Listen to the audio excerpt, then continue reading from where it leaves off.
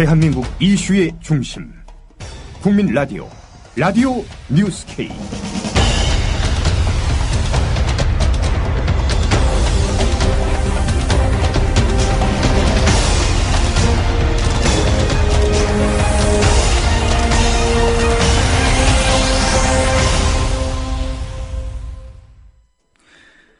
여러분 안녕하십니까? 5월 19일 월요일 라디오 뉴스 K입니다. 박근혜 대통령은 세월호 참사가 발생한 지 34일째인 오늘 이번 사고에 제대로 대처하지 못한 최종 책임은 대통령인 제게 있다며 정식으로 대국민 사과를 했습니다. 박 대통령은 오전 9시 청와대 춘추관 브리핑룸에서 세월호 참사 관련 대국민 담화를 갖고 국민의 생명과 안전을 책임져야 하는 대통령으로서 국민 여러분께서 겪으신 고통에 진심으로 사과드린다며 이같이 말했습니다. 박 대통령은 살릴 수도 있었던 학생들을 살리지 못했고 초동 대응 미숙으로 많은 혼란이 있었고 불법 과적 등으로 이미 안전에 많은 문제가 예견돼 있었는데도 바로잡지 못한 것에 안타까워하고 분노하신 것이라 생각한다며 정부의 구체적인 잘못을 시인하기도 했습니다. 박 대통령은 후속 대책과 관련해서는 해경 해체를 선언했습니다. 들어보시겠습니다. 이번 세월호 사고에서 해경은 본연의 임무를 다하지 못했습니다. 사고 직후에 즉각적이고 적극적으로 인명구조 활동을 펼쳤다면 희생을 크게 줄일 수도 있었을 것입니다. 해경의 구조 업무가 사실상 실패한 것입니다. 그 원인은 해경이 출범한 이래 구조, 군안 업무는 사실상 등한시하고 수사와 외형적인 성장에 집중해온 구조적인 문제가 지속되어 왔기 때문입니다. 해경의 몸집은 계속 커졌지만 해양 안전에 대한 인력과 예산은 제대로 확보하지 않았고 인명구조 훈련도 매우 부족했습니다. 저는 이런 구조적인 문제를 그냥 놔두고는 앞으로도 또 다른 대형 사고를 막을 수 없다고 판단했습니다. 그래서 고심 끝에 해경을 해체하기로 결론을 내렸습니다. 박근혜 대통령은 앞으로 수사정보 기능은 경찰청으로 넘기고 해양구조군안과 해양경비 분야는 신설하는 국가안전처로 넘겨서 해양안전의 전문성과 책임을 대폭 강화하겠다고 덧붙였습니다. 박 대통령은 그러나 20분간 진행된 대국민 담화에서 기자들의 질의응답을 받지 않았으며 최대 관심사 가운데 하나인 총리와 대통령 비서실장 등 인적 쇄신에 대해서도 언급하지 않았습니다. 이에 대해 야당은 여전히 미흡하다는 입장을 내놨습니다. 새정치민주연합 박광훈 대변인은 박 대통령 사과는 있었지만 진단이 미흡하고 처방이 부적절하다며 최종 책임은 대통령에게 있다고 인정한 사과는 당연한데 세월호가 가라앉은 지 34일 만에 나온 것이라 안타깝다고 밝혔습니다. 박 대변인은 사고 원인으로 해경, 안전행정부, 기업 유착, 선사와 승무원을 들었으나 이는 스스로 최종 책임 대통령 자신한테 있다는 말과 배치된다며 특히 총체적 책임에서 자유로울 수 없는 청와대가 내각 전반에 대해 언급하지 않은 점이 미흡하다고 평가했습니다. 나아가 세월호 대책과 관련해 해경 해체를 언급한 것과 관련해서는 이는 해경의 모든 책임을 떠넘긴 것에 불과하고 국가안전처를 신설하겠다고 했는데 지금까지 드러난 것을 봤을 때 국가안전처가 육상과 해상 안전 책임질 수 있는지도 의문스럽다며 나아가 컨트롤타워는 청와대에 있는 것이 당연한데 여전히 총리실 산하에 두겠다고 하는 것도 적절하지 않다고 꼬집었습니다. 또 새정치연합의 김영록 원내의 수석부 대표는 국면 전환이 아닌 뼈를 깎고 살을 도려내는 그런 국정쇄신, 인적쇄신 의지를 반드시 밝혀내야 한다며 전면적인 개각이 필요하다는 점을 재차 강조했습니다. 박지원 새정치민주연합 전 원내대표는 박근혜 대통령의 대국민 담화를 앞두고 김기춘 비서실장, 김장수 국가안보실장, 남재준 국정원장 세 분이 포함되지 않은 인적쇄신은 있을 수 없다고 강조했습니다. 박 전 원내대표는 YTN 라디오에 출연해 대통령이 진심으로 사과하고 책임을 느껴야 하고 무엇보다 인적 쇄신과 전면 개각이 있어야 한다며 박근혜 대통령이 국가개조를 부르짖고 있기 때문에 새로운 국무총리는 개혁형 인사로 내각을 완전히 장악하고 대통령에게 안 된다는 말을 할 수 있는 소신 있는 총리가 되어야 한다고 말했습니다. 한편 광주를 중심으로 새정치민주연합이 전략공천 내용을 겪는 것과 전략공천 내홍을 겪는 것과 관련해선 정치라는 게 지분 싸움이 있지만 새정치를 하겠다는 안철수 대표가 5대5 지분을 요구하는 것은 대단히 적절하지 못한 것이라고 평가한다면서 어떠한 경우라도 안 대표는 새정치민주연합의 지도자가 돼야지 새정치계파의 지도자가 되면 안 된다고 강조했습니다. 들어보시겠습니다. 새정치를 하시겠다고 하면서 예.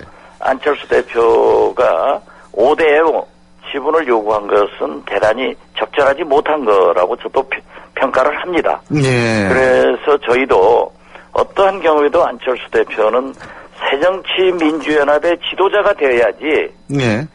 새정치의 개파 지도자가 되면 안 된다. 아하. 사실 안철수 대표야말로 밖에서 국민 지지를 가장 많이 받는 차기 대권 후보였습니다. 예. 우리 민주당으로 통합함으로써 새정치민주연합이 탄생됐고 거기에서도 아직까지도 가장 높은 지지도를 받는 예. 대통령 후보라고 하면은 우리로서는 굉장히 아까운 인물이에요.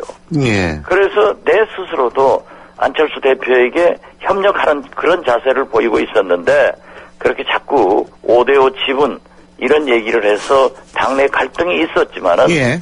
이제는 공천이 확정됐기 때문에 예. 모두 안철수, 김한길 두 대표를 중심으로 6.4 지방선거 승리로 나가야 된다. 이런 분위기가 있지만은 아직도 광주 문제에 대해서는 조금 더 설득하고 이해를 시키고 사과를 하는 모습을 보여야 된다 하는 것이 당내 요구입니다. KBS 기자들은 김시곤 전 보도국장의 추가 폭로를 계기로 길환영 사장이 자진 사퇴하지 않을 경우 오늘 저녁 6시부터 제작 거부에 들어가기로 했습니다. 또한 외압의 당사자로 지목된 이정현 청와대 홍보수석에 대한 퇴진 압력도 거세지고 있습니다. 한편 KBS 노조는 길 사장이 자진 사퇴하지 않을 경우 개인 비리 폭로를 예고하기도 했습니다. KBS 노조는 어제 기자회견을 열어 길 사장의 공급 유용과 인사 전횡 등 개인 비리와 관련해 여러 제보를 접수했다며 감사원에 특별감사를 청구하고 검찰에 고발할 계획이라고 경고했습니다. 언론노조 KBS 본부 즉 KBS 새 노조는 길 사장 퇴진과 함께 이정현 홍보수석의 퇴진도 압박하고 있습니다. 한편 길환영 사장은 오늘 오후 3시 입장을 밝힐 것으로 보입니다. 이와 관련해 CBS 라디오에 나온 함철 KBS 새 노조 부위원장은 현 상황을 KBS의 존폐가 걸린 문제라며 엄중한 상황임을 강조했습니다. 들어보시겠습니다. 알겠습니다. 길환영 사장은 아직 구체적인 반론을 내놓진 않았습니다만 청와대의 개입은 없었다라는 점만은 분명히 말을 했습니다. 어떻게 생각하세요? 김시곤 국장이 상당히 구체적으로 이제 폭로를 하게 됩니다. 그러니까 사장이 몇 월 며칠 몇 시에 자신을 불러서 청와대의 뜻이다. 라고 얘기를 좀 하게 되는데요. 저 이제 사태와 관련된 부분이죠? 그만두는 부분. 그렇습니다. 예. 상당히 구체적이고요. 저희들이 또 일부 사실은 사표를 제출한 임창건 보도본부장으로부터도 확인했던 내용들이기 때문에 복수의 증언자, 그러니까 김시건 보도국장, 임창건 보도본부장의 예.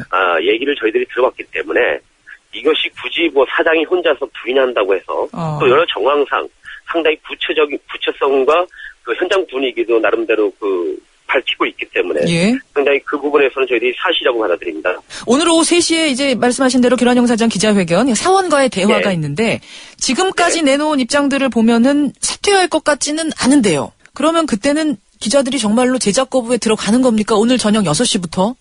네, 그렇습니다. 왜냐하면 기자협회는 KBS의 존폐 기로에 서 있다고 지금 보고 있습니다. 이런 사장 또는 이런 통제 시스템이 존재하는 한 예? KBS 뉴스가 존재할 필요가 없어졌다. 존폐 기로에 섰다라고까지 판단을 하세요, 기자들이? 그렇습니다. 공영방송 뉴스의 가장 큰 의미는 정치적 독립성에 있습니다. 그런데 그러한 부분들이 침해를 당했기 때문에 더 이상 뉴스를 제작하는 공영방송 종사자로서의 의미를 우리는 찾을 수가 없기 때문에 당연히 제작 거부를 결행할 수밖에 없다는 것이 기자들의 결연한 의지입니다. 지난 토요일 저녁 촛불 집회를 마친 뒤 청와대로 향하던 도중 시위를 벌이다 연행된 세월호 희생자 추모 촛불 집회 참가자 100여 명에 대해서 경찰이 사법 처리 방침을 나타냈습니다. 서울지방경찰청은 지난 주말 밤 도로를 점거한 뒤 해산 명령에 불응한 연행자 115명 가운데 중고등학생과 인터넷 매체 기자를 제외한 113명을 사법 처리할 방침이라고 밝혔습니다. 집회를 마친 촛불 집회 참가자들은 거리 행진을 벌였고 이 가운데 500여 명이 신고된 경로를 벗어났습니다.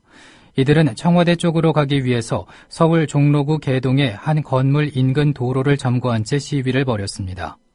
경찰은 3차례 해산 명령을 내린 뒤 이에 불응한 115명을 연행했습니다. 연행된 집회 참가자들은 서울 시내 14개 경찰서로 나뉘어서 조사를 받았습니다. 연행자들은 묵비권을 행사하는 것으로 알려졌습니다. 한편 가만히 있으라 시위를 제안한 용혜인 씨도 연행됐습니다. 당일 집회에 용혜인 씨가 한 말을 들어보시겠습니다. 돈이 생명보다 먼저인 사회에서 너무나 당연한 혹은 언제 일어나도 이상하지 않은 사고였다고 생각합니다. 그래서 저는 결국에 이 문제 자체를 바꾸지 않으면 이런 말도 안 되는 죽음들이 또다시 반복될 거라는 생각을 했습니다. 지난 5월 8일에 유가족분들께서 서울에 올라오셨습니다. KBS 보도국장의 사과를 받고 KBS 사장의 사과를 받으러 올라오셨습니다. 저도 그날 그 자리에 갔었는데요. 제가 그날 본 건 엄청나게 많은 경찰버스와 경찰들이었습니다. 저는 아직도 청와대 앞에서 유가족분들이 무릎 꿇고 경찰에게 빌던 모습을 잊을 수가 없습니다. 매일 밤 12시가 되면 아직도 19명의 실종자가 남아있는 팽목항에서는 가족들이 팽목항에 모여서 실종자들의 이름을 부른다고 합니다. 밤 12시에는 귀신들이 활동을 하는 시간이기 때문에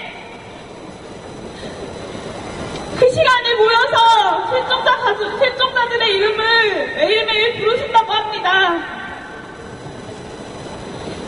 유가족분 한 분께서 저에게 그런 말씀을 하셨습니다. 제 자식이 죽어서 국민 여러분들께 슬픔을 드려 너무 죄송하다는 말을 했습니다.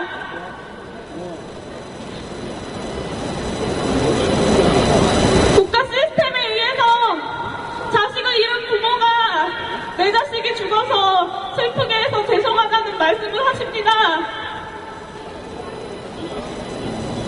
그리고는 그래도 잊혀지는 것이 너무 두렵다고 하십니다. 저는 세월호 사고를 잊을 수가 없습니다. 그리고 잊어서도 안 된다고 생각합니다. 새누리당 선거대책위원회에서 세월호 참사는 묻고 이제 일상 선거로 돌아가자는 발언이 나와 논란이 되고 있습니다.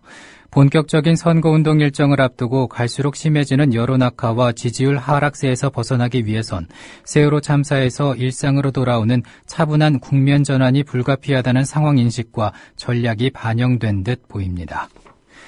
이어서 날씨입니다. 오늘 전국이 대체로 맑은 가운데 한낮에는 햇살이 강하게 내리쬐겠습니다. 낮 최고 기온은 22도에서 31도의 분포를 보이겠습니다. 내일은 남부지방에만 비가 내리겠고 중부지방은 대체로 맑겠습니다. 서울의 지금 기온은 23.7도입니다. 라디오 뉴스K를 마칩니다. 아나운서 정승조였습니다. 국민라디오